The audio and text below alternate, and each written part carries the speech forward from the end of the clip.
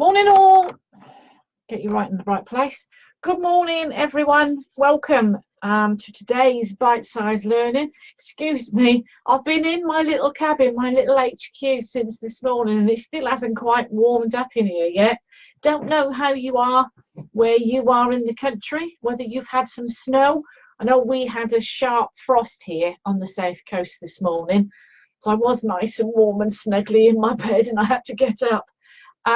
But yes, hopefully you're all right in this sudden change in and getting the cold weather. So excuse me as I rub my hands warm. Oh, what does that mean? No, don't bother, don't bother biting out. So welcome to today's Bite-Size Learning. Today I am going to discuss all about successful taster days and how to get it right.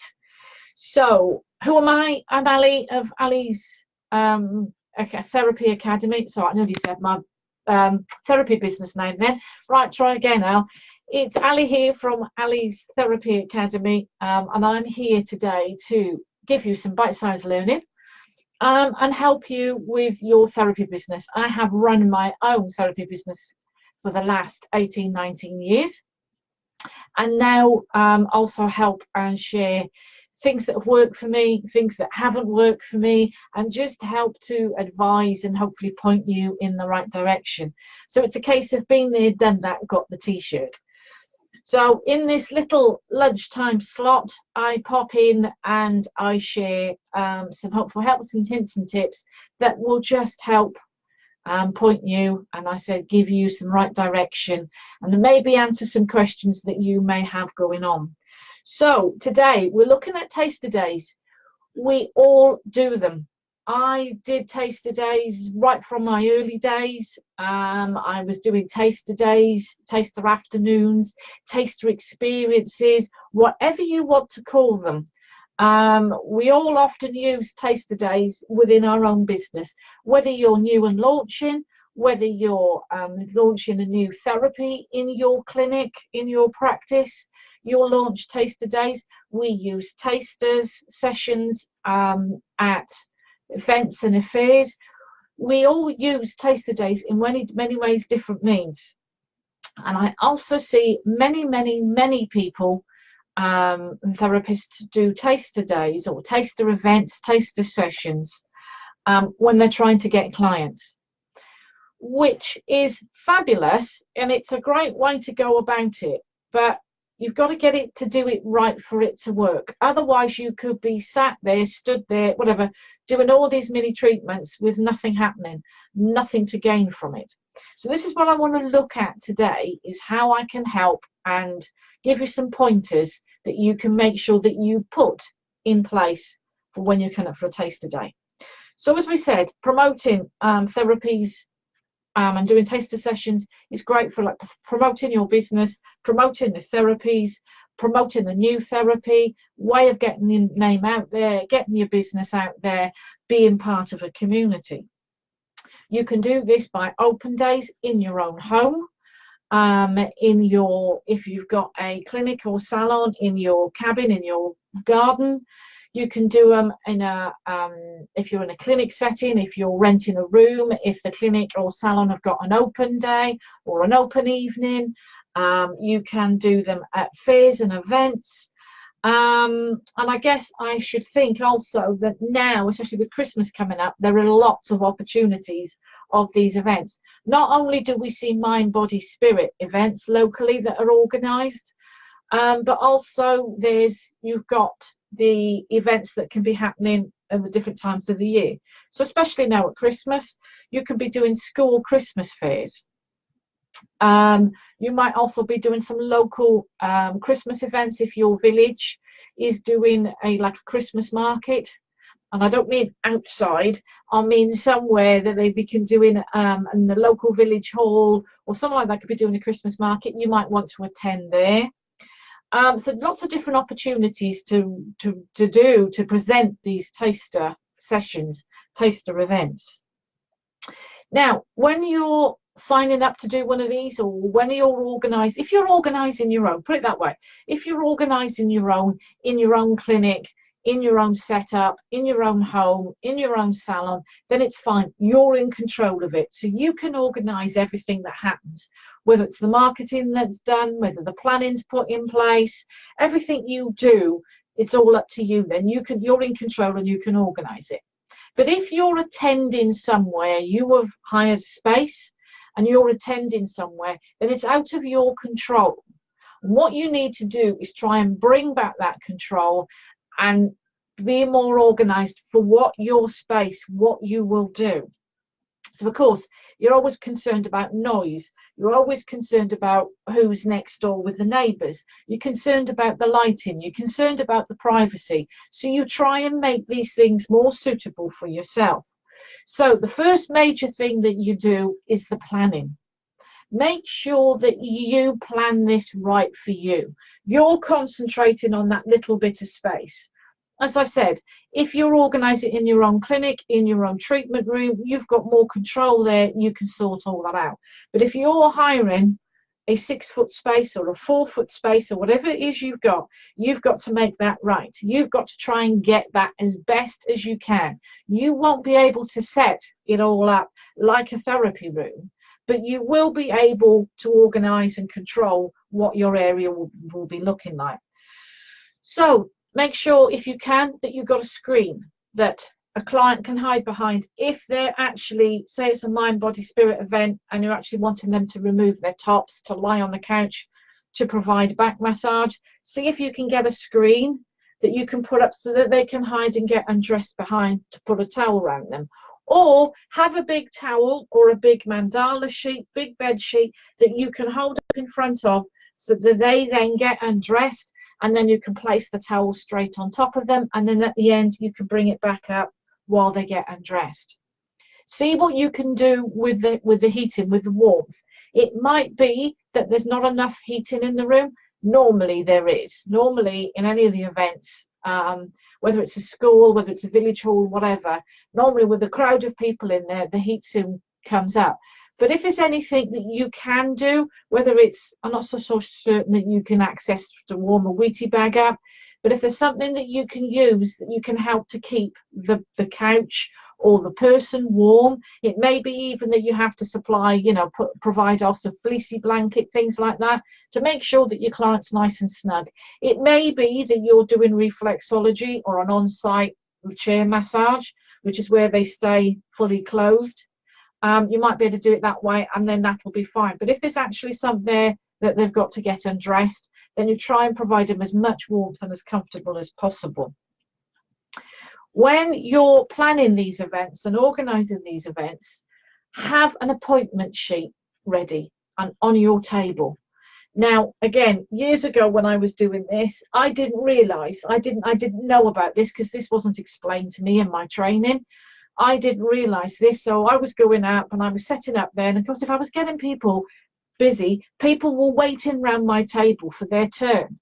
So I quickly cottoned on to create an appointment sheet that people then can see what times you're available, write that in, and then they can go and wander then around the rest of the event and come back for their allotted time.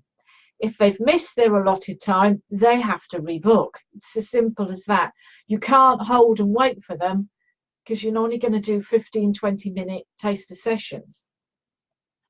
So try and get the appointments right. Also remember to give yourself time between each client, because you've still got to prep the couch, clean it, make sure that you've had a drink, you've had water yourself. So give yourself a couple of minutes, 5 minutes or so between each client, so you've got time to clear everything up and prep for the next client. Also remember to put in breaks. If you're only there in an event that's there for, say, 2 hours in an evening, say like at a school fair, you can do that straight through. But if you're at an all-day event, remember to take a lunch break. Now, it's easy for us to say when, if you're sat at an event, say, I don't know, craft event, whatever, and you're quite quiet, then you can take bites of your food in between time. But I know when I've been at my local steam rally event, Oh yes, I attended a steam rally event. I was there with my gazebo, and I had my reflexology chair and on-site massage chair, and I had my appointment system on my appointment thing going, well, we'll see if this works. It was a gamble. We'll see how it works off and whether it'd be any good. And I was absolutely flat out on the Saturday, on the first day. That on the second day, I made sure then that I timed in a lunch break for me so I could give myself a rest and have time to eat. Luckily, I had a friend with me the day before who was feeding me drinks over and little bits of snacks that I was taking in between my clients. But the second day, I made sure I booked my time in, because from when it officially started at 10 and finished at 5, when I was getting there to start at 9 o'clock, other storeholders were coming to me and wanting a treatment before they started. So I was just busy all day. So take that into consideration as well. That if you're going to be there on an all-day event, you could be incredibly busy. Again, I know I was years ago when I was at a local village hall, and again, not sure what to expect. But there was lots of the older generation were there visiting and supporting their local hall, and they were staying all day. So they're having a treatment with me, having a treatment with somebody else, having something else to eat, because the little cafe in there was providing hot meals. So people were there all day. And again, I was flat out. Had an appointment system, but I was flat out. And again, we're going back years ago. So the little ladies in the cafe were bringing me cups of tea and trying to keep me going, but I had no time to eat anything. So that was like my first learning curves with that. So make sure you try and get your timings right and that you're not making people hang about. Also then, what do you do when you've got all that planning system and you've got everything right, that you've got, make sure your space is all correct, make sure you've got the privacy and the warmth there, make sure that you've got appointment system in place. Then what you do then is to let people know it all exists. Don't just leave it to the organizer. Don't rely on the organizer or the school or whoever to do all the marketing for you as well. That little area you paid for is down to you to be successful. So not only do you want to create that area to be inviting, but you actually want people to come to the event. So don't rely on the organizer. I see too many, and I hear too many therapists moaning that the day wasn't busy and they're leaving it and relying on the organizer to do it. Yes, you want the organizer to do the marketing, to put banners out, to put leaflets out, but also yourself, let people know that it's taking place. So invite all your friends and your fans and followers on your social media page. Let them know it's happening. Do a video on it, let them know it's happening. Send it out to your email list, let them know it's happening. Maybe you might want to invite them first and see if you can get them to book on, make their appointments with you first. So, you know, give them a heads up. You might like them to come along and have a 15-minute taster. Maybe your whole intention is that you only want new people. So with your list, let them know you're doing it and ask them, can they bring somebody new along to introduce to you at the table? So put the invites out, market it, let people know, share it on your page, share it on your list. Also, when you're there, do a Facebook Live. The amount of therapists that balk at this idea, but do a Facebook Live.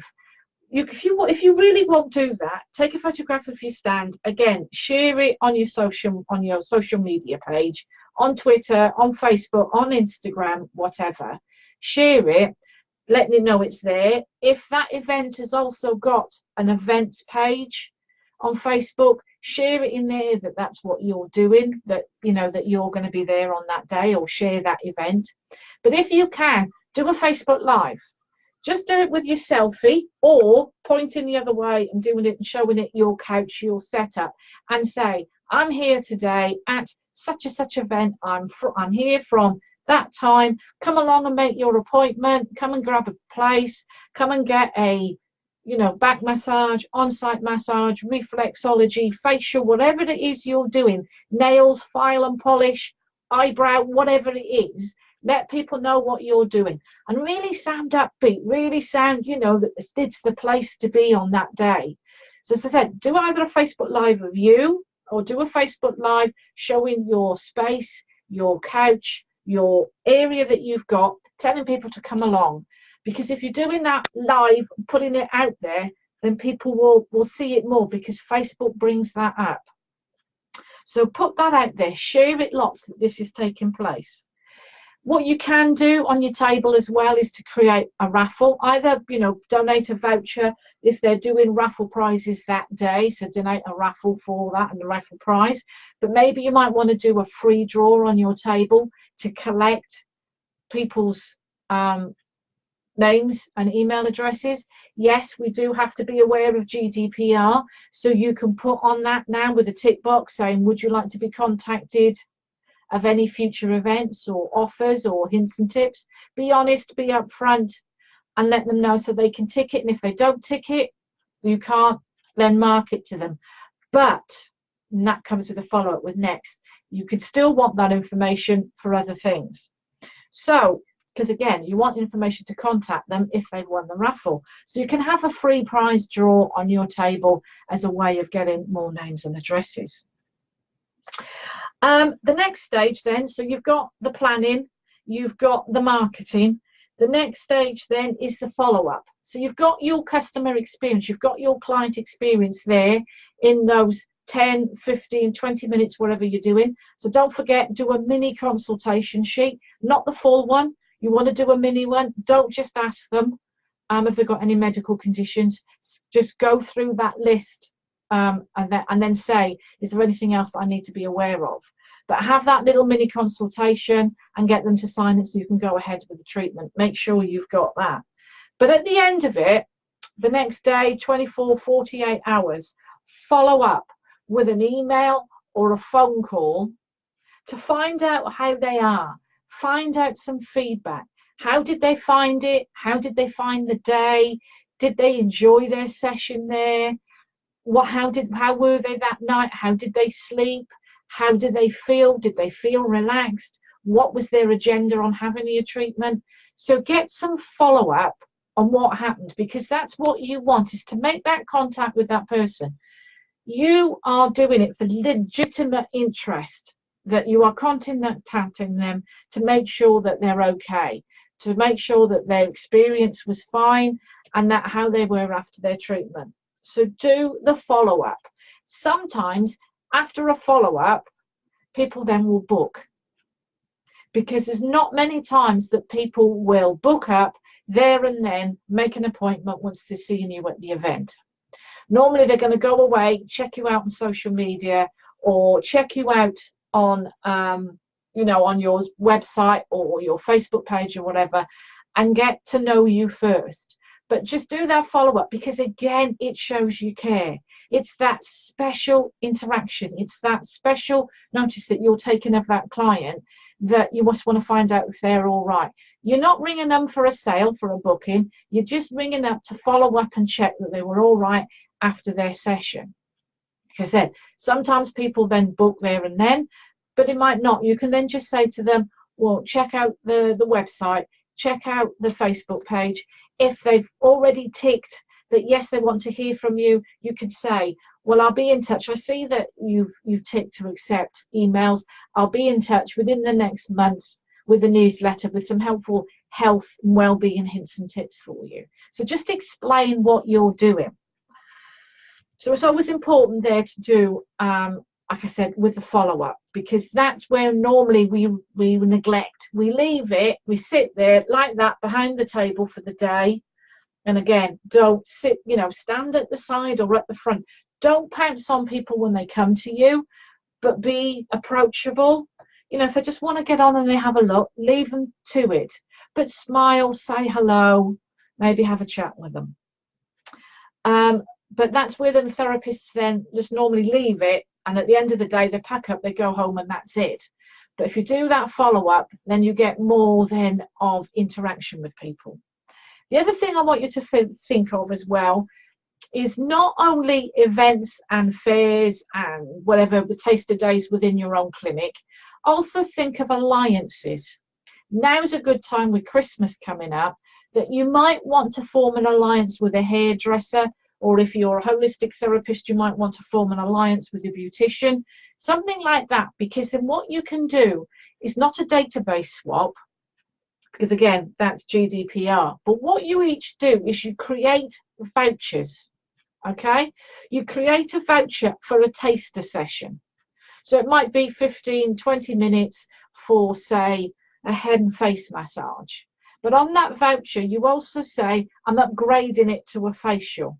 And then that upgrading is that payment, is that full facial that they're booking for. So it gives them the opportunity. You give those vouchers then to that beautician or that hairdresser. That beautician or hairdresser then gives you vouchers for a nail and polish, or for a blow drying set. Excuse me, I'm not a hairdresser. Maybe just a trim or a wash or whatever it is. They give you a voucher for that and upgrade it to whatever. So a file and polish might be upgraded to a manicure. Now remember, you've got Christmas coming up. So there's Christmas dues, there's stress, there's Christmas shopping, there's all sorts going on that you can provide sessions for. All right. So you hand out the vouchers with either it's like a freebie, or might be £10 for 20-minute session, upgrade to a full facial or whatever for £30, whatever it is. Okay. You then hand out those vouchers to your clients from that beautician, from that hairdresser or whatever. You hand out those vouchers saying, thank you so much for being a client for me and for supporting me this year. I'd like to give you one of these vouchers to be able to treat yourself to a manicure or a pedicure or a facial, whatever it is they're offering, as a thank you. So you're not giving a voucher for you, you're giving it a voucher for that other beautician or that hairdresser. But then they're going to do exactly the same for you. They're going to hand out your vouchers to their clients. It spreads out the network. It spreads out the referrals. Hopefully you will get new people coming to you with only having to create vouchers, not doing the marketing yourself. So that's something worth thinking about, of any connections that you have that you might be able to do with. And again, think outside the box, not just beauticians and hairdressers. There might be nutritionists, there might be a yoga teacher, there might be a Pilates teacher, there might be a one-to-one fitness instructor. Have a think outside the box. There might be something that you'll be able to do. So that's basically it. That's the simple pointers in place to make tasters a success. Not just a setup, stand there, provide the tasters, and then the people go. Talk to them, contact them afterwards, follow up, chat to them, be the expert and build the relationship, but also be in control of your area. If you've only got like a small little amount of table, be in control of your area and get it set up for as close as you would like it to be. So I hope that helps. Lovely to have loads of you on here today. If you're watching the replay, come up and say hello. Let me know if you're doing a taster anywhere, or if you've got any tips that you found has worked for you for a taster. That would be really great. Be lovely to know what you found that you worked. I've worked at steam rallies. I've done tasters in people's homes, in my own home, at clinics. I've done them in gazebos. I've done them in the middle of the street when the street has their summer event. I've done it, for a local town, and I've been in my relaxator chair. I've in the middle of the street. I've done tasters everywhere, so they can be done. You just need to be in control and get it to work for you in your space. So do come and shout and say hello to me if you're watching the replay, and I will catch up with you soon, and I will speak to you next month. Take care and have a great time, everyone. Bye.